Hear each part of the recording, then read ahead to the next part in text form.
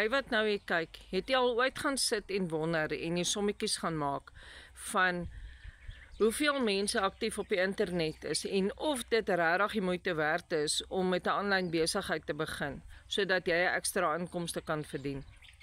Kom ons kyk gou-gou na die sommetjies. Tans is daar 5.5 biljoen mense plus wat aktief op die internet besig is.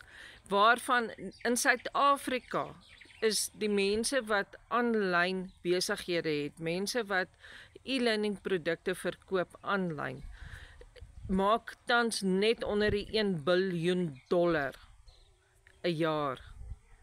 Hoekom wil jy nie deel wees daarvan nie? Hulle projekteer dat in 2030 daardie net onder minder as $1 biljoen wat gemaak word, gaan opskuif na oor die $4 biljoen toe vir Suid-Afrikaners wat in dollars verdien. Hi, ek is Elisna en ek is een van die wat met die e-learning produkte in Legacy Builder besig is om my business te groei, besig is om my eie besigheid aanlyn te groei. Want hoekom? Want ek het die sommetjies gaan maak. As daar soveel mense is wat besig is met dit, is dit 'n teken dat aanlyn besigheid werk. Dit is die nuwe tegnologie, dit is die nuwe way to go. Jy kan nie meer, gaan dink 'n bietjie as jy nou 'n besigheid in die dorp gaan oopmaak en jy gaan verkoop klere of kos of wat dit ook al mag wees. En jy gaan, wat se uitgawes gaan jy alles hê? Huur wat betaal moet word, krag wat betaal moet word, water indien dit nodig is. Jou omset wat jy moet hê, wat jy daar moet hê vir om te kan sê maar ek moet voorraad kan aankoop om te herverkoop.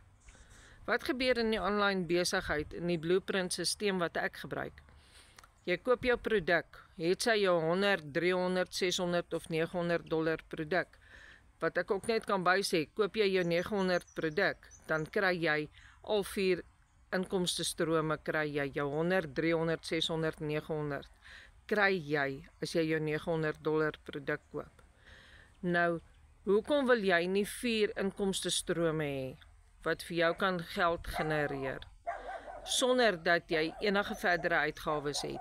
Dis jou uitgawe, dan jou domein wat jy moet kry om jou e-mailadres te kry en dan jou website. Dis jou kostes wat jy het. Daarna het jy nie verdere kostes verbonde aan nie. Dan is dit jou advertensies wat jy moet doen, jou 3 posts op 'n dag wat jy moet plaas.